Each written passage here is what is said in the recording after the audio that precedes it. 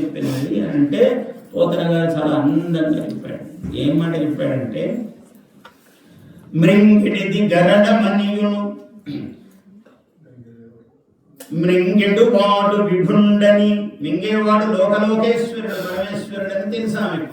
మృంగిడు వాడు విభుండని మృంగిడిదియు గరడమనియు మేలని ప్రజకు మృంగుమన సర్వమంగళ మంగళ సూత్రమునెంత మది నమ్మినదో. ఈ మంగళ సూత్రము లోకంలో ఏ తల్లికి అక్కడ వివాహం కావాలన్నా, మాంగళ్యము దక్కాలన్నా, ఆయురారోగ్యాలు బాగుండాలన్నా గౌరీదేవికే మొక్కాలి ప్రపంచం అంతా. అటువంటి గౌరీదేవికి, అందరి మాంగళ్యములు చూసే గౌరీదేవికి తన మంగళ సూత్రం ఎంత గట్టిదో ఆమె తెలియదా ఎట్లా గట్టిగా పెట్టుకోవాలో. అందుకని మృంగిడువాడు విభుండని మృంగిడిదియు గరళమనియు మేలని ప్రజకు మృంగుమన సర్వమంగళ మంగళ సూత్రమునెంత మది నమ్మినదో. ఆమె నమ్మకం ఆమెకు తెలుసాయా. అందుకని భర్తనైనా మింగమన్నది. ఆయన మింగ అలా తీశాడు ఇంత మహావిషాన్ని. ఆ మహావిషము సర్వంకషము. అట్లా మహావిషాన్ని ఇలా ఒక చిన్న ముద్ద చేశాడట ఆయన. అది పొగలిపోతూ ఉన్నది, ముట్టుకోవడానికి కాదు. ఆ పరిసర ప్రాంతాల్లో ఏ ప్రాణి బతకడానికి వీల్లేదు. దేవతాగణం అంతా వణికిపోతూ ఉన్నది.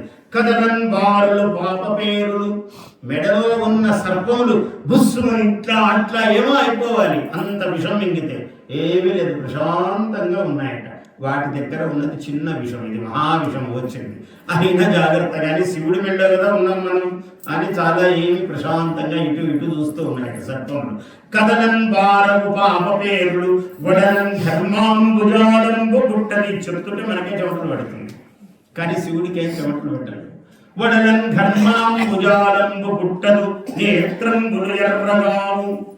ఎప్పుడైనా మనం కొంచెం కారం తిన్నామంటే గుంటూరు కారం వేసుకుని వాని కళ్ళంతా ఇట్లయిపోయింది, నూరంతా అని అంత ఎంతో ఆకార విభ్రమాలు మారిపోతూ ఉంటాయి, కానీ ఏమీ కాలేదు. వడలం ధర్మాంబుజాలంబు పుట్టలు నేత్రంబులు ఎర్రగావు నిజ జూటా చంద్రుడు కందడు. తల మీద ఉన్న చంద్రుడు కూడా ఆ పువ్వు వాడలేదు. వదనాం భోజము వాడదు, ఆ ముఖము కూడా ఏమీ వాడలేదు. అంత మింగేటప్పుడు ఇలా కళ్ళు పెట్టి ఇలా ఈ శివుడు ఏమి లేదు, ప్రశాంతంగా శాంతం శశిధరమకుటం పంచవక్త్రం త్రినేత్రం. శివుణ్ణి ఎలా వర్ణించాడు వేదాంతములు అయిందంతా కూడా అంటే ప్రశాంతంగా కూర్చున్నాడు, పద్మాసనుడై కూర్చున్నాడు ఆయన. అలా తీసుకుని మింగేశాడు.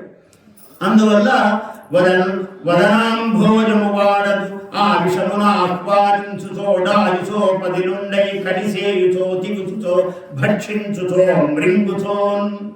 అది ఇలా తీసి ఇలా నమిలి ఇలా మింగడానికి ఏమాత్రము శ్రమపడలేదు. ఆయన అంత తేలికగా మింగాడు అన్నాడు. ఏమిటి రహస్యమయ్యా అంటే శివుడు చెప్పాడు. పార్వతీదేవి అంతా అయ్యాక ఒకసారి చూసింది ఏమిటి అని. అంటే ఈ కథ అంతా మొత్తం ఘట్టం ఏమిటి, ఎందుకు మింగారు అని ఆయన ఒకసారి అమ్మవారి వైపు తిరిగి చెప్పాడు. పరహితము సేయునెవ్వడు పరమహితం బగును భూత పంచకమునకు. మనం ఉపకారం చేసేటప్పుడు ఎన్నో ప్రశ్నలు వస్తుంటాయి. ఏంటంటే అక్కడ గుడి కడుతున్నాడా, మా వీధిలో కడితే నేను ఇస్తాను కానీ చందా ఎక్కడో అక్కడ కడుతున్నాడు, మనకేం పని ఉందండి, ఏమన్నా పోతామా గుడికి? ఇట్లాంటి ప్రశ్నలన్నీ వస్తుంటాయి మన మనస్సులో. కానీ ఎవరు పరహితము చేస్తారో, ఇతరులకు హితం అంటే మేలు.